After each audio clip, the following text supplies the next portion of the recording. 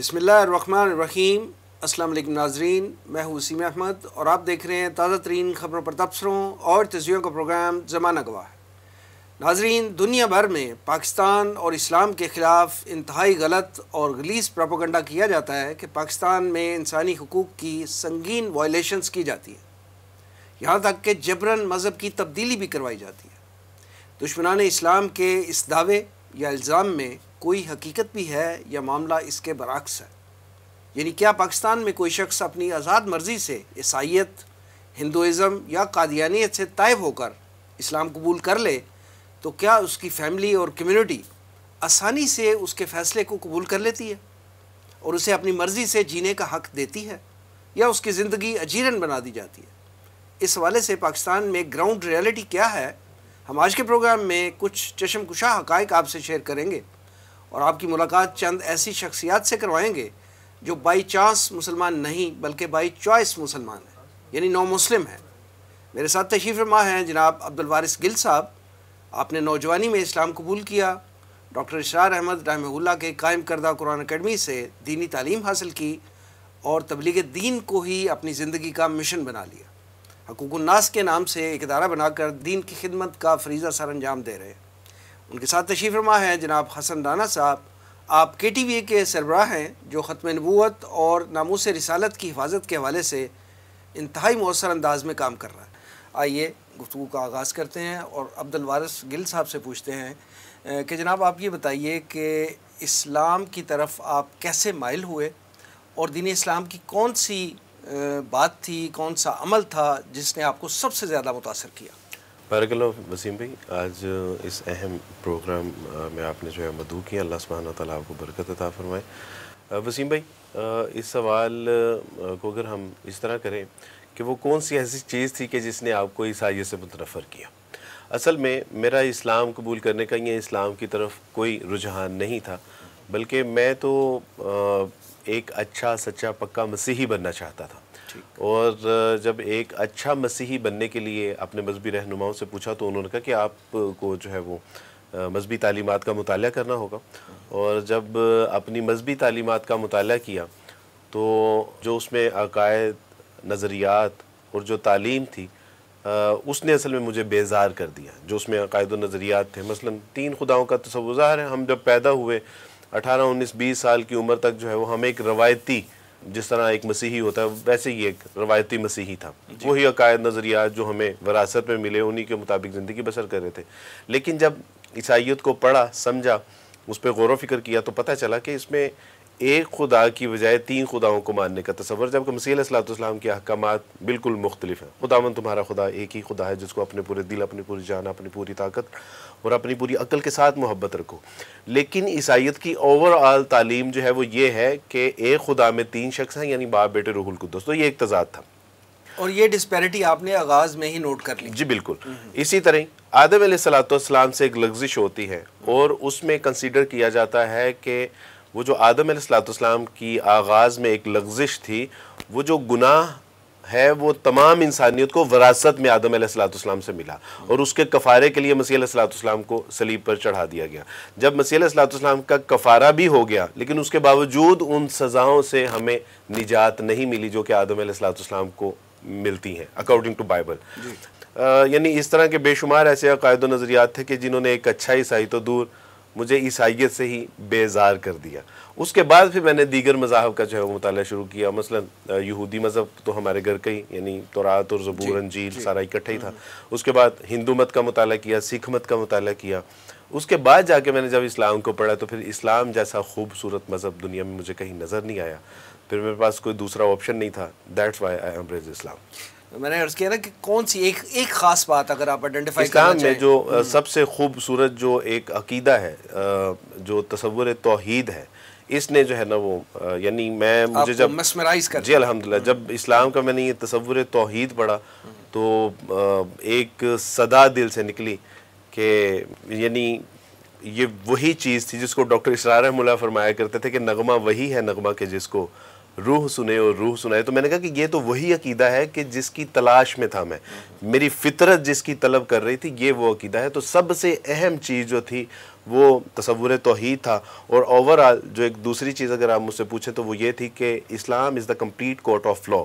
इस्लाम ज़िंदगी के हर शोबे में आपको एजुकेट करता है, हर ज़िंदगी के मसले का आपको सलूशन पेश करता है। तो अल्हम्दुलिल्लाह ये खूबसूरती है इस्लाम की। माशाअल्लाह।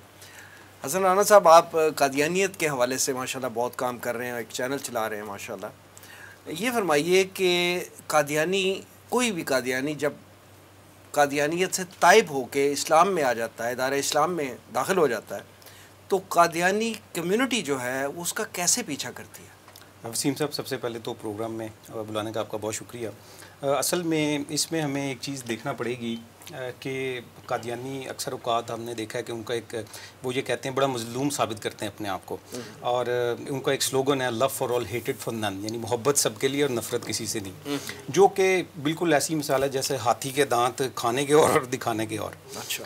और अगर आप मुशाहिदा करें तो असल में भेड़ के रूप में भेड़िए हैं।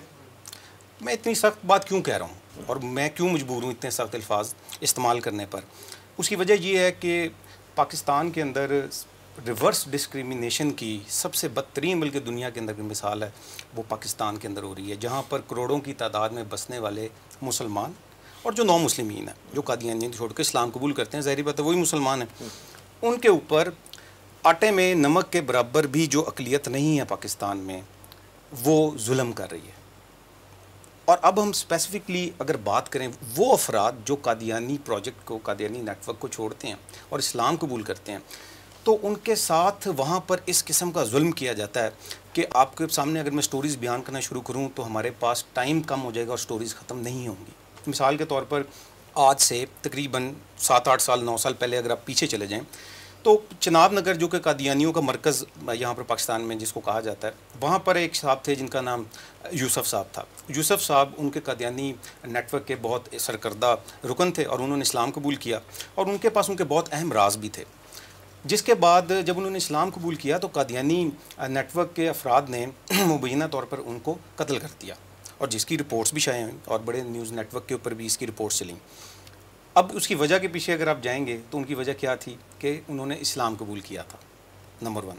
सेकंड नंबर पर, अगर कादियानी कत्ल नहीं करते ऐसे अफराद को जो कि इस्लाम कबूल कर लेते हैं, लेकिन वो उनको इस काबिल भी नहीं छोड़ते कि वो दुनिया के अंदर कोई काम करने के लायक रह जाएं।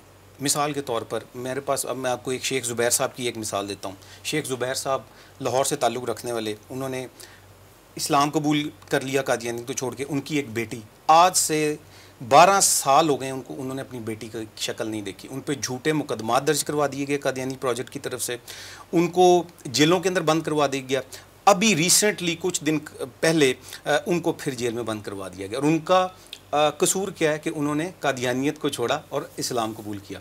इसके साथ साथ लास्ट ईयर एक वीडियो बहुत वायरल हुआ मुजफ्फरगढ़ के करीबी इलाके का, अलीपुर का, जहाँ पे एक खातून थी जिनका नाम जन्नत माई था, जिन्होंने कहा कि कादियानियों ने मुझे मारा है, पीटा है, मेरे घर का सामान उठा के बाहर फेंक दिया क्योंकि मैंने इस्लाम कबूल किया। इसको कवर करने के लिए KTV की टीम खुसूसी तौर पर 8-9 घंटे का सफ़र करके वहाँ पे गई। जन्नत माई के साथ मुलाकात की, हमने उसका इंटरव्यू किया और उसने ये कहा कि सिर्फ़ इस्लाम कबूल करने की वजह से मेरे साथ परसिक्यूशन हो रही है यहाँ पर। तो इस तरह की कई और मिसालें हैं। बच्चों को छीन लिया जाता है, आपके बीवी और बच्चों को छीन लिया जाता है, आपके रिश्तेदारों को दूर कर दिया जाता है, आप पे झूठे मुकदमात दर्ज करवा दिए जाते हैं। प्रोफेसर मुनव्वर मलिक साहब पाकिस्तान के साइंटिस्ट हैं। PCSIR के अंदर सबसे ज़्यादा पाकिस्तान में जिनकी इजादात रजिस्टर्ड हैं वो शख्सियत हैं और उन्होंने इस्लाम कबूल किया। उनके साथ कादियानी नेटवर्क ने इस किस्म का फ्रॉड किया कि उनको जेल में बंद करवा दिया, झूठे मुकदमा दर्ज करवा दिए। पाकिस्तान का इतना नामवर आदमी हो और उसको आपने झूठे मुकदमात में फंसा के उनको कई साल जेल में रहना पड़ा। तो मैं ये समझता हूँ कि पाकिस्तान के अंदर ये जो कहा जाता है, अक्सर हमारा एक सो कॉल्ड लिबरल सेकुलर तबका है जो कहता है कि कादियानियों पे बड़े जुल्म होते हैं, पाकिस्तान में परसिक्यूशन की जाती है। तो मैं ये समझता हूँ कि ये उसकी उल्ट मिसाल है। रिवर्स डिस्क्रिमिनेशन की दुनिया के अंदर बदतरीन मिसाल अगर किसी ने देखनी है तो यहाँ पर कादियानी जमात की तरफ से उन अफराद के ऊपर जुल्म है जो कि मुसलसल जारी है और इस पर जिसको कंडेम करने की ज़रूरत है। उसमें बाज़ दफ़ा हमने ये भी देखा है कि हमारे जो कानून नाफिज करने वाले इदारे हैं, बजाय इसके कि वो मुसलमानों को हक़ पर होने के बावजूद सपोर्ट करें, वो उनके ऊपर उस जुल्म में कादियानी जमात के साथ शरीक हो जाते हैं। अब्दुल वारिस भाई, ये बताइएगा कि जैसे मैंने अर्ज़ किया कि पूरी दुनिया में पाकिस्तान के ख़िलाफ़ और इस्लाम दुश्मन क़ुव्वतें जो हैं वो प्रोपेगेंडा करती हैं कि पाकिस्तान में इंसानी हकूक़ की जो है वो बहुत ज़्यादा ख़िलाफ़ वर्जियाँ होती हैं, यहाँ तक कि जबरी तौर पे जो मज़हब की तब्दीली जो है वो भी करवाई जाती है। आपने अपने अभी इब्तदाई हालात बताए इस्लाम कबूल करने के, तो ये फरमाइए कि जब आपने इस्लाम कबूल किया तो आप पे कोई प्रेशर था या आपने अपनी आज़ाद मर्ज़ी से इस्लाम कबूल किया है? असल में देखें, ये बड़ा अजीब सा सवाल है। मैं आपसे एक सवाल करता हूँ। फ़र्ज़ करें कि अगर कोई शख्स इस्लाम कबूल करता है और उसके ऊपर कोई प्रेशर है, किसी ने उसको लालच दिया है या डरा धमका के अगर कोई उसको इस्लाम कबूल करवाता है, वो कितनी देर इस्लाम में रहेगा या कब, जब क्या, जब उसको क्या, जब उसको मौका, जैसे उसको मौका मिलेगा वो यहाँ से फरार हो जाएगा। एक बात। दूसरी बात ये कि क्या आज तक जिन लोगों के ऊपर ये इल्ज़ाम है कि हमारे इस बच्चे को या हमारी इस बच्ची को जो है वो जबरन इस्लाम में दाखिल किया गया है, उन्हीं लोगों के बारे में मैं आपको एविडेंस दे सकता हूं कि उन्होंने हज़ारों लोगों को मुसलमान किए। यानी जिस शख्स को आपने जबरन इस्लाम में दाखिल किया है, अब वो आगे फिर यानी उसी जबर को फैला रहा है, यानी वो इस्लाम की तबलीग भी कर रहा है लोगों को जो है वो। तो मेरे बारे में भी यही एक तासुर कायम किया गया था। मेरे घर वालों से मुझे खबर मिली कि हमारे बेटे को जबरन इस्लाम में दाखिल कर दिया। अच्छा, आपके घर वालों को ये इत्ला दी गई? यानी मेरे घर वालों की इत्ला मुझे मिली कि हमारे बच्चे को जबरन इस्लाम में दाखिल कर दिया। मेरे मजहबी रहनुमाओं की तरफ से मुझे ये इत्ला मिली कि हमारे बच्चे को जबरन इस्लाम में दाखिल कर दिया। हमारा जो मीडिया है, सोशल मीडिया जो क्रिश्चियन को ऑपरेट करते हैं, उनकी तरफ से पता चला कि जी हमारे बच्चे को जो है जबरन इस्लाम में दाखिल कर दिया। अच्छा, ये सबको पता था कि मुझे जबरन इस्लाम में दाखिल किया, अगर नहीं पता तो मुझे ही नहीं पता था कि मुझे जबरन इस्लाम में दाखिल किया गया। मैंने तो अल्हम्दुलिल्लाह इस्लामी तालीमात को आसान तरीके से पढ़ा, समझा, और जब मुझे लगा कि ये मेरी आखिरत की कामयाबी और कामरानी का एक बेहतरीन मेयार पेश करता है और उस ज़मानत देता है, तो मैंने अल्हम्दुलिल्लाह इसको दिलो जान से कबूल किया और आज भी अल्हम्दुलिल्लाह इस पर कायम दायम हूँ। ये एक महज प्रोपोगंडा है और मैं समझता हूँ कि ये एक बेबसी का इजहार भी है। और इसमें ये बताएं कि ये प्रोपोगंडा करने वालों में कौन लोग पेश होते हैं इस तरह का? ये बिल्कुल बड़ी अहम बात है कि जिसको गैर मुस्लिम विक्टिमाइज शो कर रहे होते हैं कि हमारे इस बच्ची को या इस बच्चे को जबरन इस्लाम में दाखिल किया है, आपको कभी भी वो ऑन द स्क्रीन नज़र नहीं आएंगे। इनमें सर फहरिस्त वो लोग या तो पेरेंट्स होंगे, ज़ाहिर है उनका बच्चा या बच्ची गया है तो उनसे जो भी कहा जाएगा वो तो ये बयान देंगे। उसके बाद सोशल मीडिया है जिनके कुछ मफादात हैं। उसके बाद वो NGOs हैं कि जो इस तरह के केसेस के नाम पे जिनका जो है वो दाल रोटी और रिज्क पानी चल रहा है, वो लोग हैं। या फिर मजहबी रहनुमा है। जाहिर है कि वो जब तक ये प्रोपेगेंडा करेंगे नहीं, उनकी आवाज जो है वो जिसके बारे में कहा जा रहा है वो कभी भी नहीं आगे कहेगा कि जी मुझे मैं आपके प्रोग्राम के तवज्जुह से अपने उन तमाम जो कम्युनिटीज़ हैं, जो हमारे मसीही या हिंदू या सिख बरादरी के लोग हैं, मैं उनसे दरख्वास्त करता हूँ कि आपको जब कहीं इस तरह का कहीं कोई इंसिडेंट नजर आए, हम आपकी आवाज़ बनने के लिए तैयार हैं। आप ये प्लेटफॉर्म उनकी आवाज़ बनने के लिए तैयार है। आप हमें बताएं। बिल्कुल ना तो ये इस्लाम का मिजाज है, ना इस्लाम इसकी इजाज़त देता है। अगर कोई शख्स जबर इस्लाम में दाखिल करेगा और अगर उसको लगता है कि जबरन इस्लाम में दाखिल करना सवाब का काम है, अगर वो सवाब को समझता है तो वो इस अजाब को भी समझता होगा कि अगर किसी ने किसी गैर मुस्लिम के साथ ज़्यादती की तो रसूलुल्लाह सल्लल्लाहु अलैहि वसल्लम फरमाया कि हशर वाले दिन मैं उसकी तरफ से वकील बना के जो है वो पेश किया जाऊँगा। अब तसव्वुर करें कि ऐसा मुमकिन है? ऐसा मुमकिन ही नहीं है। ये प्रोपेगेंडा और ये बेबसी है। हम लोग ये हमारी जो अक़लियत है या ख़ासकर मसीही बरादरी इस बात को बिल्कुल नहीं सोचती कि आखिर हमारे बच्चे ईसाईयत को क्यों छोड़ रहे हैं। उन्होंने क्या अपने कभी अकायद व नज़रियात के ऊपर जो है वो कभी गौर किया? उन्होंने अपनी तालीमात के ऊपर कभी गौर किया? उन्होंने हर साल नया एडिशन आने वाला जो बाइबल का है उसमें जो आयात की कमी बेशी होती है उसके ऊपर इन्होंने कभी गौर किया? कम से कम आप अपने बच्चियों को इतना तो बताएं, इतना तो समझाएं, इतना तो उनको सिखाएं कि जो गलत नज़रियात हैं, अकायद हैं, इबादत हैं, कम से कम उसके बारे में अगर आप सही तसव्वुर पेश करें कि जो मसीह अलैहिस्सलाम की तालीमात के अकॉर्डिंग है, तो मेरा ख्याल है कि शायद लोग निस्बतन कम हो जाएं, लेकिन इस्लाम फैलने से फिर भी नहीं रुकेगा इंशाअल्लाह। हसन राना साहब, आप कादियानियत के ख़िलाफ़ और इस्लाम की तबलीग के हवाले से बहुत अहम काम कर रहे हैं, आपकी गहरी नज़र भी है मुआशरे पे। ये बताएं कि पाकिस्तान में कादियानियों की एग्जैक्ट तादाद कितनी है आपके ख़्याल में?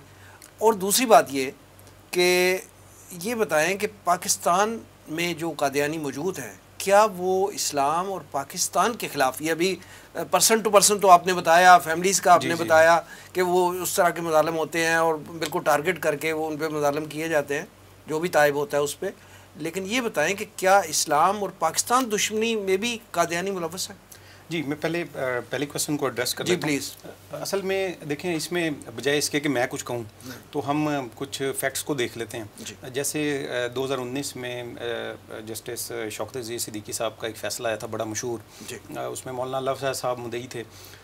शौकत अज़ीज़ सिद्दीकी साहब ने उसमें कहा कि हमने ये देखा है कि कादियानी जो हैं वो अपनी शनाख्त को छुपाते हुए पाकिस्तान के आला ओहदों के ऊपर फायज़ हैं, और जब उन्होंने आला ओहदों के ऊपर फायज़ होना होता है वो अपनी शनाख्त को तब्दील यानी कादियानी बतौर कादियानी मज़हब चेंज करके ज़ाहिरी तौर पर इस्लाम कबूल करके और आला ओहदे पे फायज़ हो जाते हैं। इसके अलावा वो फ़ैसला बड़ा पढ़ने के लायक है। उन्होंने उसमें ये भी लिखा कि कादियानियों की ओरिजिनल तादाद क्या है पाकिस्तान में, ये किसी को पता ही नहीं है आज तक। ठीक है, अब अगर आप वैसे ओपन सर्वे करके देखें और तहकीक करें तो आपको ये अंदाज़ा होगा कि पाकिस्तान में बहुत ज़्यादा अगर आप तादाद लगा लेंगे ना तो 2-3 लाख से ज़्यादा नहीं होगी। ये मैं एग्जैजरेट करके आपको बता रहा हूँ, 3 लाख लगा लें, बहुत हद भी होगी उसकी, क्योंकि एक बहुत बड़ी वजह है। उसकी एक वजह ये है कि ये तादाद कम होती जा रही है, और इस तादाद के कम होने की 2 बड़ी वजूहात हैं। एक वजह ये है कि कादियानी अपनी शनाख्त को छुपाते हैं आला ओहदे पे जाने के लिए, कारोबार को मज़ीद वसी करने के लिए और दुनियावी फ़वाइद हासिल करने के लिए वो अपने आप के अंदर मज़हब के खाने में तब्दीली कर लेते हैं। और इससे बड़ी एक वजह ये है कि कादियानी बज़ाते ख़ुद अपने जो कल्ट है उनका, उस कल्ट से मुतनफ़र होते चले जा रहे हैं, और बड़ी तादाद ऐसी है जो कि इस्लाम कबूल कर रही है। जैसे मैं आपको वैसे बताऊं कि मसलन के जो KTV के वीडियोज़ हैं सिर्फ उनको देख के जर्मनी से, कनाडा से, इंग्लैंड से, पाकिस्तान से कई अफराद ऐसे हैं जिन्होंने इस्लाम कबूल किया सिर्फ वीडियोज़ देख कर, और हमारे साथ कई ऐसे कादियानी कांटेक्ट करते रहते हैं जिन्होंने जो अक्सर इस्लाम कबूल करते हैं, इस क्वेश्चन आंसर करते हैं। अब दूसरी चीज़ हम ये देखते हैं कि कादियानी जब अपने आप को बढ़ा चढ़ा कर पेश करते हैं तो उसके पीछे क्या साइंस होती है। तो उसमें प्रोफेसर मुनव्वर मलिक साहब का मैंने पहले जिक्र किया जी।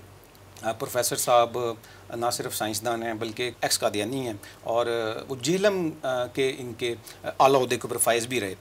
हमारे एक प्रोग्राम में, और इससे पहले भी वो कई दफ़ा इंकशाफ ये कर चुके हुए हैं कि कादियानी जब कादियानियों की तादाद को कैसे बढ़ाया जाता है, तो उन्होंने कहा कि मिर्ज़ा ताहिर के दौर में हमें ये कहा गया कि आपने एक एक कादियानी जो अहदेदार है उसने कम से कम जो है ना 200, 300 लोगों को कादियानी करना है। ये टारगेट दिया गया।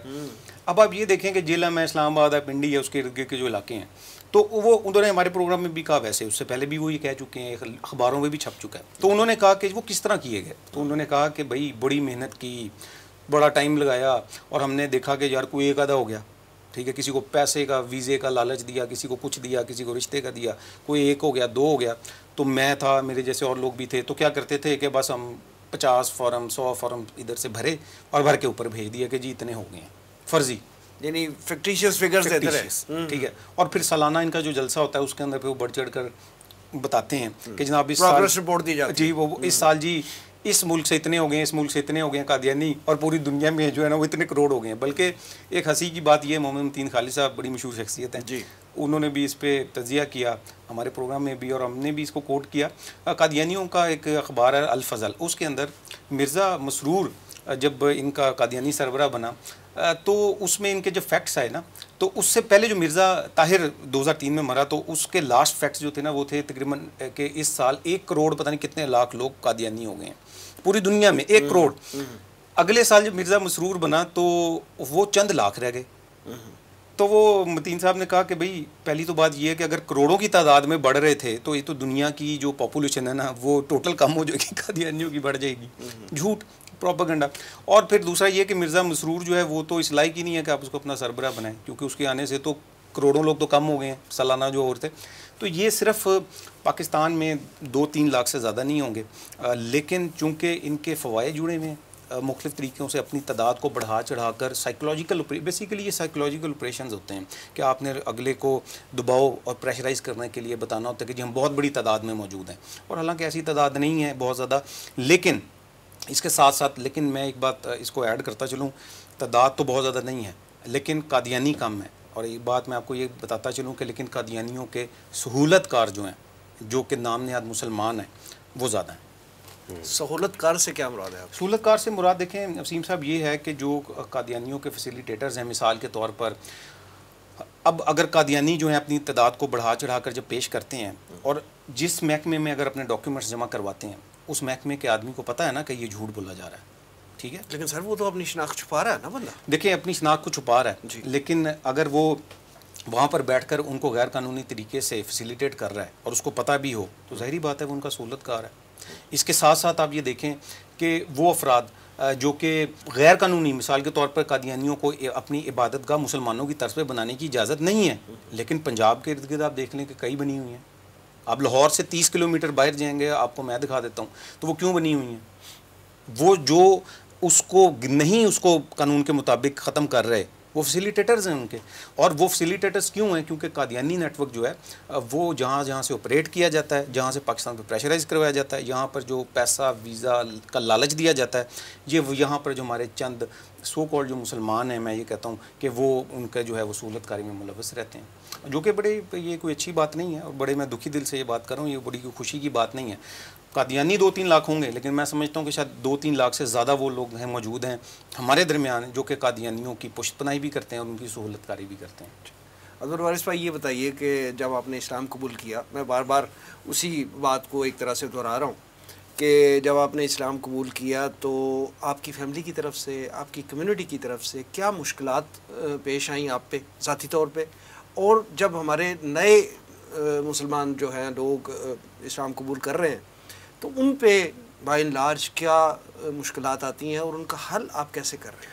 बिल्कुल सही बात है। ये अल्लाह सुब्हाना ताला की तौफीक से ये मेरे ऊपर को अल्लाह का ख़ास फजल ही था कि मुझे शायद उस तरह से मसाइल और मसाइब का सामना नहीं करना पड़ा का सामना नहीं करना कि जिस तरह आम लोगों को होता है। लेकिन फिर भी व्हेन आई एम्ब्रेस्ड इस्लाम तो मैं तब बाहर था, पाकिस्तान आया तो वालिद साहब ने गेट से ही कहा मुझे कि गेट आउट फ्रॉम हियर, यानी अब क्या लेने के लिए आए हो, अब हमारी यानी नाक कटवा दी, इस्लाम कबूल करो तो फिर चले जाओ, दफ़ा हो जाए यहाँ से।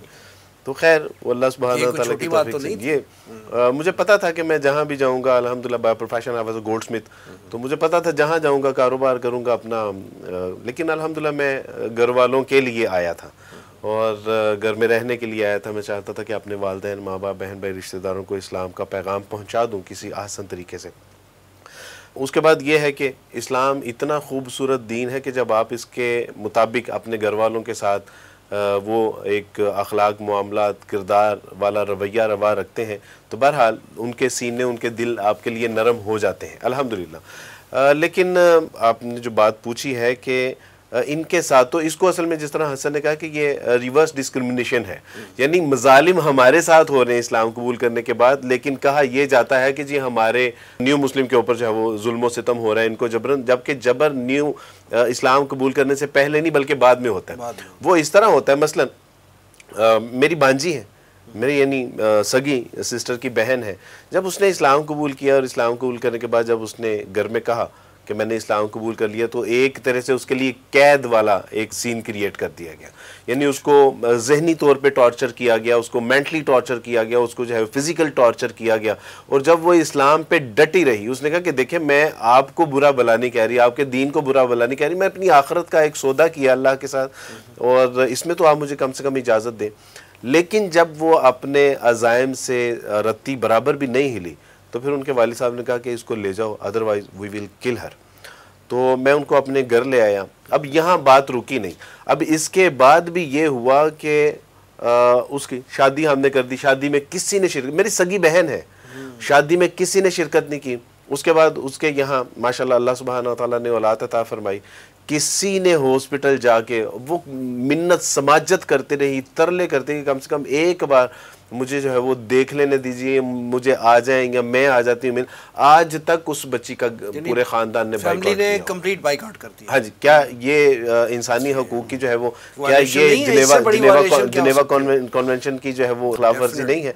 तो इसको क्या हम जो है वो जबर नहीं कहते? तो जबर असल में इस्लाम कबूल करने से पहले नहीं, बाद में, इस तरह के एक नहीं जो है वो 30 आज तक अल्लाह सुब्हानहू व तआला की तौफीक से हुकूक नास वेलफेयर फाउंडेशन के प्लेटफॉर्म से कमोबेश 3000 से ज़्यादा लोगों ने इस्लाम कबूल किया है, और इन 3000 लोगों में सैकड़ों ऐसे केसेस हैं कि जिनको जो है वो अपना जुल्म सितम का शिकार, या यहाँ तक कि उनके ऊपर झूठे मुकदमात बना दिए गए, उनको घरों से निकाल दिया, उनके बच्चे छीन लिए, उनको अपनी ज़ाती अमलाक से महरूम कर दिया गया। और जब फिर भी वो अपने कलमा तौहीद के ऊपर जो है वो साबित कदमी का मुजाहरा किया, तो उसके बाद फिर आ जाके उनके पास आखिरी हरबा ये होता है कि पूरा ख़ानदान बाइकआउट कर दे, इसको मिले नहीं, और ये एक मेंटल टॉर्चर होता है एक तरह से। तो ये जुल्म सितम है जो आम तौर पे एक न्यू मुस्लिम को जो है वो फेस करने पड़ते हैं। नाज़रीन, अभी अब्दुल वारिस भाई ने अपनी फ़ैमिली का, अपनी भांजी का ज़िक्र किया, और बड़ा चशमकुशा ये वाक़या है और बड़ा दिल दहला देने वाले ये वाक़यात हैं। इसी तरह के हम कुछ और वाक़यात जो नौ मुस्लिम हमारे साथियों के साथ पेश आ रहे हैं, उनकी हम वीडियोज़ आपको दिखाते हैं, आप वो देखिए और फिर देखिए कि पाकिस्तान के ख़िलाफ़ जो प्रोपेगेंडा किया जा रहा है उसमें किस हद तक सच्चाई है। वो ये वीडियोज़ देखते हैं और फिर वापस आके गुफ्तगू करते हैं। मैं शुक्रगुज़ार हूँ कि मुझे इस प्रोग्राम ज़माना गवाह में मेहमान के तौर पे बुलाया गया है। इस्लाम की तरफ आने में मुझे ना तो मुझ पर कोई दबाव था और ना ही किसी ने कोई तरगीब दी थी, ना किसी ने कोई लालच दिया था। अपने मज़हब से जब मैंने वो देखा कि उसमें ख़ामियाँ हैं और मेरा दिल वहाँ से हट चुका था, तो दूसरा जो मेरे सामने एक बड़ा मसला था या मरहला था, वो यही था कि मैं अब किसी दीन का इंतखाब, लिहाजा ये मेरे अपने विजदान ही का दबाव था मुझ पे, बाहर का ख़ारिजी दबाव कुछ भी नहीं था मुझ पे, किसी ने कोई ज़ोर ज़बरदस्ती नहीं की, बल्कि ये महज एक प्रोपेगेंडा है जिसको हाईलाइट किया जाता है ताकि पाकिस्तान में इस्लाम और मुसलमानों के ख़िलाफ़ किसी तरह से नफ़रत पैदा की जाए। जैसा कि बाहर के ममालिक में जो इंसानी हकूक़ की तंजीमें हैं, इदारे हैं, जो जिनका ताल्लुक़ आलमी निज़ाम के साथ है, तो उनके सामने इस्लाम का चेहरा, मुसलमानों का चेहरा मसख़ करने की ये कोशिश की जाती है, ये प्रोपेगेंडा करके कि पाकिस्तान में गैर मुस्लिमों को दबाव के ज़रिया से या जबरन मज़हब की दावत दी जाती है और मुसलमान किया जाता है। ये महज एक प्रोपेगेंडा है और आज तक मेरी नज़र से ऐसा कोई वाक़या नहीं गुज़रा जिसमें किसी गैर मुस्लिम को जबरी तौर पर इस्लाम कबूल करवाया गया हो। प्रोपेगेंडा इसको कह सकते हैं कि बाहर की दुनिया को बताने के लिए है, अदरवाइज़ पाकिस्तान में ऐसी कोई सूरत हाल हमें तो नज़र नहीं आती। और अगर किसी को कोई शक है, जो बाहर के ममालिक में लोग बैठे हुए हैं जो इस बात पर यकीन करते हैं कि ऐसा हो रहा है, मैं उनको दावत देता हूं कि वो पाकिस्तान में आएँ और पाकिस्तान में आकर देखें कि कहाँ मुसलमानों ने किस इलाके में मसीहियों को या गैर मुस्लिमों को कहाँ जबरन इस्लाम की दावत दी है। ऐसा कुछ भी नहीं है, बल्कि किसी हद तक मैं ये समझता हूँ कि जब मैंने अभी इस्लाम कबूल नहीं किया था, अलबत्ता रुझान ये पैदा हो चुका था, इससे मैं इनकार नहीं करता।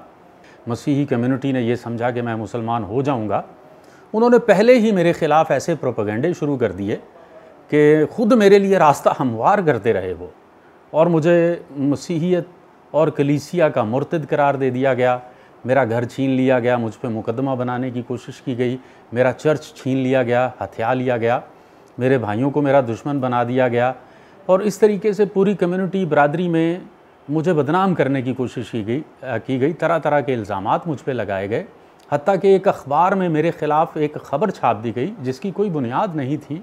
ख़ुद मसीहियों ने एक ऐसे शख्स को जिसने अभी कोई फ़ैसला नहीं किया, उसके ख़िलाफ़ इतना बड़ा प्रोपेगेंडा करके उसके लिए ख़ुद रास्ता हमवार किया। लिहाजा अगर कोई शख्स ऐसी सूरत में इस्लाम कबूल कर लेता है तो उस पर ये इल्ज़ाम लगाना कि जी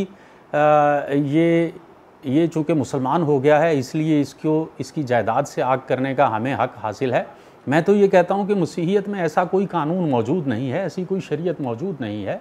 मसीही तो किसी शरीयत के कायल नहीं हैं, किसी शरीयत को मानते नहीं हैं, तो फिर कौन सी शरीयत के तहत वो जायदाद से आग कर रहे हैं? जो ख़ानदानी हकूक़ हैं या वालिदैन की तरफ से जो इमलाक किसी शख्स के हिस्से में आती हैं, उनसे वो कैसे उसको महरूम कर सकते हैं? हालांकि किसी शख्स में सिर्फ सिम्टम्स नज़र आए, उसके ख़िलाफ़ भी प्रोपेगेंडा कर दिया। तो सोचें कि अगर कोई शख्स बाकायदा एलानिया तौर पर इस्लाम कबूल करने का ऐलान करे तो फिर मसीही उसके ख़िलाफ़ क्या करेंगे। मैं शुक्र करता हूँ अल्लाह का कि अल्लाह ने मुझे इस्लाम की नेमत से सरफराज़ किया, मुझे इस्लाम के दामन में पनाह मिली, और मेरे जितने भी मैंने दुख देखे हैं जो मसीहियों की तरफ से मुझे मिले, मसीही कम्युनिटी की तरफ से मुझे मिले, अब तो मैं जब उनकी तरफ ध्यान देता हूँ, गौर करता हूँ, तो मेरा दिल करता है कि मैं उनको भूल जाऊँ, उनको इतनी अहमियत ना दूँ, क्योंकि जितना मुझसे छीन लिया गया उससे ज़्यादा मुझे कल्बी सुकून हासिल है, उससे ज़्यादा मैं बेहतर तरीके से अपनी ज़िंदगी को गुजार रहा हूँ, मेरे बच्चे खुश हैं, और मैं अल्लाह ताला का बड़ा एहसानमंद हूँ कि मुझे अपने भाइयों से ज़्यादा प्यार करने वाले, एहतराम करने वाले मुसलमान भाई मिले हैं। तो ऐसी सूरत में जो कुछ मसीहियों की तरफ से किया गया, मैं उसे भूलने की कोशिश करता रहता हूँ, हर वक्त उसको अपने जहन से झटकता हूँ, लेकिन कोई उन्होंने कमी नहीं छोड़ी, कोई कसर नहीं छोड़ी मुझे तबाह व बर्बाद करने की। इस्लाम के दामन में आने के बाद मेरी ज़िंदगी में जो सबसे बड़ी तब्दीली आई है वो ये है कि मुझे अब सुकून क़ल्ब हासिल है। इस्लाम लाने के बाद एक अव्वल तौर पे तो सबसे ज़्यादा मैं मुतासिर जिस दीनी शख्सियत से हुआ वो ख़ुद अब्दुल वारिस भाई हैं। मैं उनके किरदार से, उनकी गुफ्तगू से, उनके रवैये से, उनके सलूक से, उनके मिशन से मैं बहुत मुतासिर हूँ। मैं उनको जब देखता हूँ तो मेरे अंदर जो इस्तिकामत की जो ख्वाहिश है वो मज़बूत से मज़बूत होती जाती है। दूसरे नंबर पर एक शख्सियत ऐसी हैं जिनका मैं नाम ज़रूर लेना चाहूँगा, वो डॉक्टर असरार अहमद साहब हैं।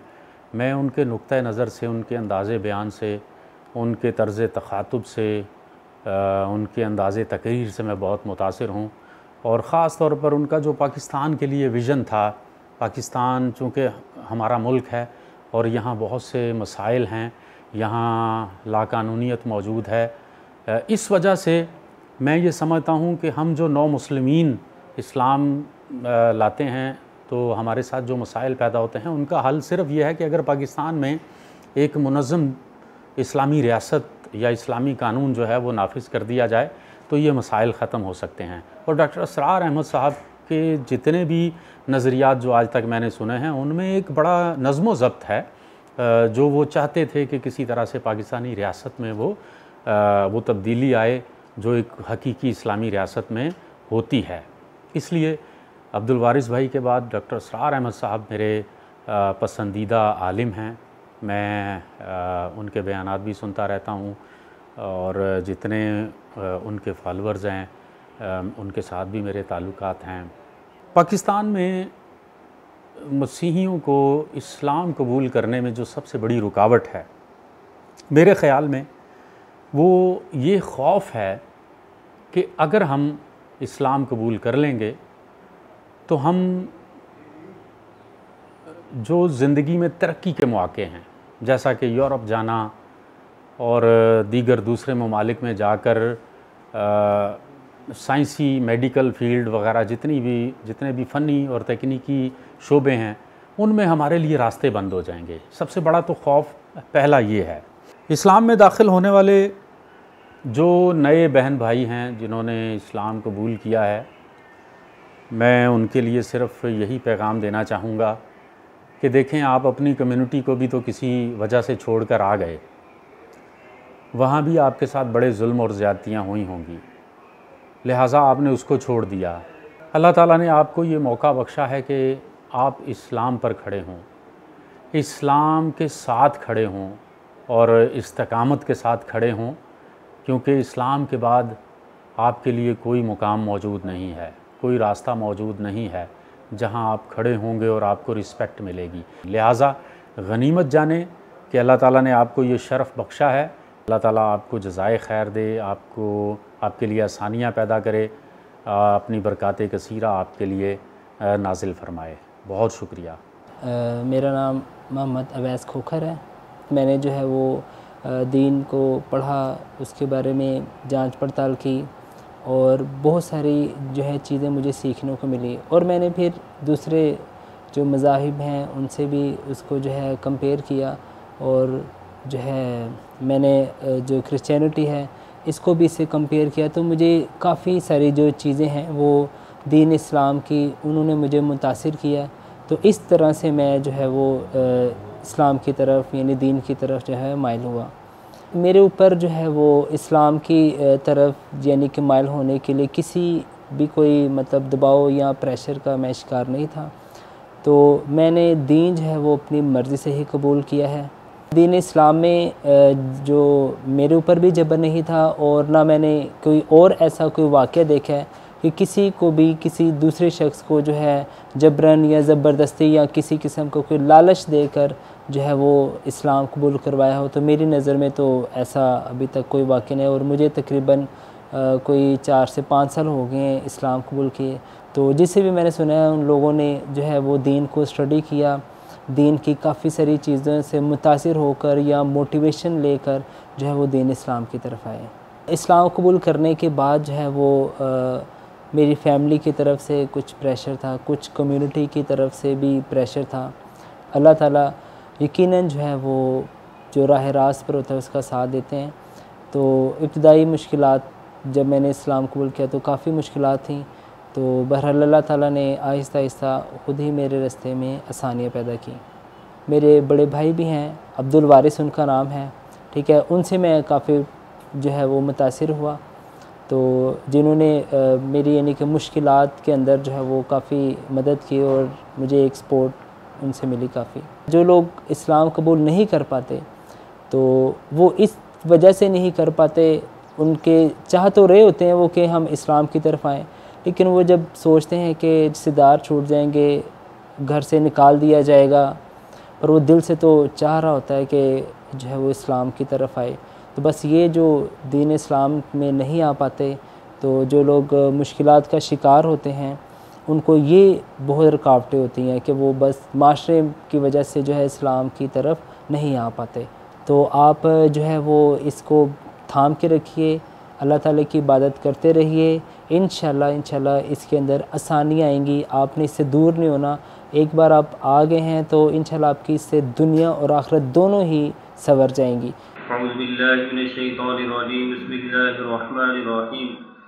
इन्ना दीना इंदल्लाहिल इस्लाम सदक़ल्लाहुल अज़ीम। अल्लाह जल्ला जलालुहु अम्मा नवालु का एहसान और फ़ज़ल है कि अल्लाह ने हमें इस्लाम जैसी अजीम नेमत से नवाजा। कायनात में जितनी भी नेमतें हैं उनमें सबसे बड़ी जो नेमत है वो ईमान की नेमत है। मेरा जो ताल्लुक़ है साबका वो हिंदू मज़हब से है। तो अल्हम्दुलिल्लाह अल्लाह ने इस्लाम की दौलत से नवाजा।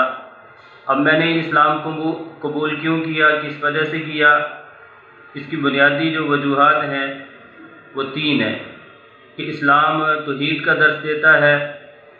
हिंदू मज़हब में तौहीद का कोई तसव्वुर नहीं है। तो इस्लाम कहता है कि सिर्फ़ इस कायनात का खालिक और मालिक एक है, कि अल्लाह अपनी ज़ात के एतबार से भी एक है और अल्लाह अपनी सिफ़ात के एतबार से भी एक है। तो हिंदू मज़हब में, हिंदुओं की किताबों में ये लिखा है तकरीबन को 33 करोड़ देवी देवता खुदा हैं। तो इस्लाम जो है इस चीज़ की नफ़ी करता है।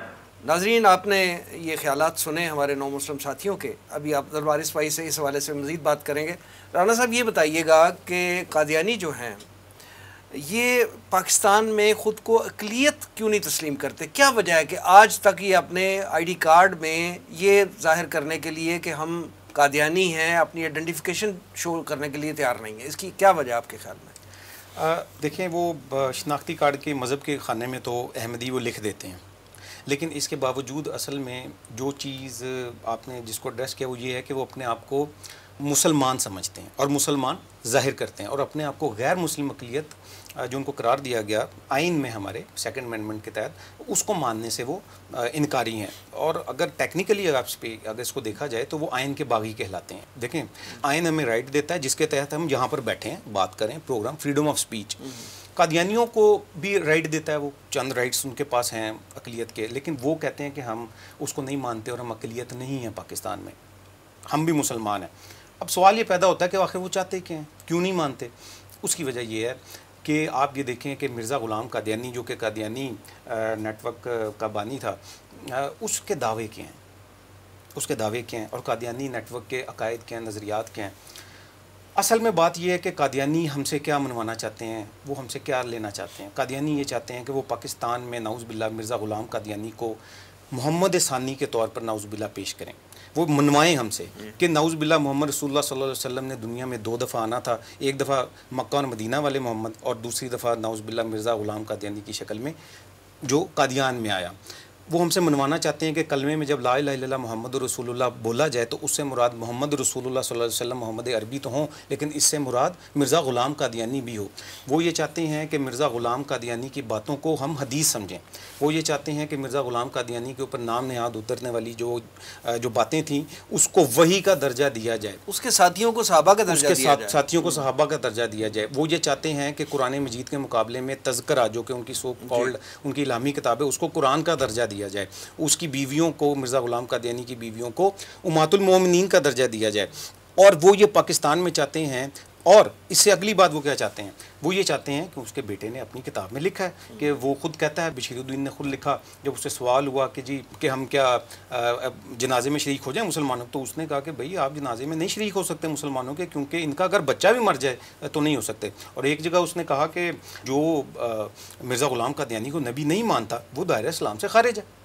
अब आप ये देखें कि जब पार्लियामेंट ने फ़ैसला किया और उससे पहले OIC ने किया, वर्ल्ड मुस्लिम लीग ने किया, पूरी दुनिया के उलमा कराम ने बैठकर किया कि ये लोग गैर मुस्लिम हैं, इससे कहीं पहले उलमा कराम ने, हिंदुस्तान के उलमा कराम ने फतवा दिया। और इससे भी पहले मिर्ज़ा ग़ुलाम कादियानी ने दुनिया के कई और ममालिक के कोर्ट्स ये फैसला दे चुकी हैं। पाकिस्तान तो पाकिस्तान, इसके अलावा कई ये दे चुकी हैं। लेकिन इससे भी पहले कादियानियों ने तो बजाते खुद हर उस शख्स को देखे, मिर्ज़ा ग़ुलाम कादियानी ने कहा कि जो मुझे नहीं मानता वो कंजरियों की औलाद है, जो मेरी मुखालफत करता है वो कंजरियों की औलाद है, ज़ुर्रियतुल बगाया का। और फिर इसी तरह से उसने कई ऐसी चीज़ें, मैं कोट नहीं कर सकता यहाँ पे। उस मिर्ज़ा ग़ुलाम कादियानी ने अपने नाम मानने वालों को ना सिर्फ काफिर और गैर मुस्लिम जो डिक्लेयर किया अपने मजहबी लिटरेचर में, बल्कि उसके बेटे ने तो आगे उससे 2 हाथ आगे चला गया ना। वो तो 2 हाथ आगे चला गया। उसने तो कहा कि इनकी हैसियत ईसाइयों जैसी है। ईसाई जो हैं वो हज़रत ईसा अलैहिस्सलाम तक को तो मानते हैं, लेकिन आगे मोहम्मद रसूलुल्लाह सल्लल्लाहु अलैहि वसल्लम को नहीं मानते, तो वो इसलिए अहले किताबों का उनको दर्जा दिया गया। लेकिन जो मुसलमान हैं इन्होंने मिर्ज़ा ग़ुलाम कादियानी को नहीं माना नबी, तो इनकी हैसियत हमारे नज़दीक जो है वो अहले किताब वाली ही है कि हम इनकी बच्चियाँ जो हैं वो ले तो लेंगे, अपनी बच्चियाँ उनको नहीं देंगे। और आप देखें कि जनाजा नहीं पड़ा तो ज़फ़रुल्लाह कादियानी जो पाकिस्तान का पहला वज़ीर ख़ारजा था, जो कि कादियानी जिसको कहते हैं कि कायदे आज़म रहमुल्लाह ने उसको कहा था अपना बेटा, तो हम ये कहते हैं वो कैसा बेटा था जिसने बाप का जनाजा नहीं पढ़ा। और जनाजा क्यों नहीं पढ़ा, उसकी वजह ये थी कि कायदे आज़म रहमुल्लाह मिर्ज़ा ग़ुलाम कादियानी को नबी नहीं मानते थे। तो वो हमसे ये हक़ लेना चाहते हैं, और ये हक़ उनको पाकिस्तानी पूरी दुनिया में नहीं मिल सकता कि पूरी दुनिया के मुसलमान ये कैसे बर्दाश्त कर लें कि वो मिर्ज़ा ग़ुलाम कादियानी को, जो कि झूठा मुद्दई नबूवत था, उसको ये तस्लीम कर लें कि वो मोहम्मद रसूलुल्लाह सल्लल्लाहु अलैहि वसल्लम की शक्ल में दोबारा दुनिया में यहाँ पर आया और पहले से बेहतर है। ये कैसी एक बात है। देखें ना कि उस शायरों की शायरियाँ देख लें, जो ज़हीरुद्दीन अकमल के शेर हैं वो आप देख लें। हम तो यहाँ कोट नहीं कर सकते इस किस्म की बातें, और इस किस्म का लिटरेचर है, हम माओ बहनों के दरमियान बैठ कर नहीं पढ़ सकते कादियानियों का। हमारे उलमा कराम फरमाते हैं कि हम अगर दिन के अंदर रद्द कादियानियत की बात करते हैं ना और कादियानियों के ख़िलाफ़ बात करते हैं, तो हम रातों को उठ के उनके लिए दुआएँ भी करते हैं कि वो अल्लाह ताला उनको हिदायत अता फरमा दें। हमारा उनसे ज़ाती कोई कज़िया नहीं है, हम सिर्फ उनसे हमारे 2 मुतालबात हैं। एक मुतालबा ये है कि आप मोहम्मद रसूलुल्लाह सल्लल्लाहु अलैहि वसल्लम की ग़ुलामी में आ जाएं, मिर्ज़ा ग़ुलाम कादियानी को झूठा मानते हुए उसको और कादियानियत को छोड़ते हुए इस्लाम कबूल कर लें। और दूसरी बात यह कि अगर कोई ऐसे कादियानी हैं जो इस्लाम कबूल नहीं करना चाहते, तो वो पाकिस्तान में अगर हैं तो वो पाकिस्तान के आइन और कानून की पाबंदी करें और उसको मानें, सीधी सी बात है।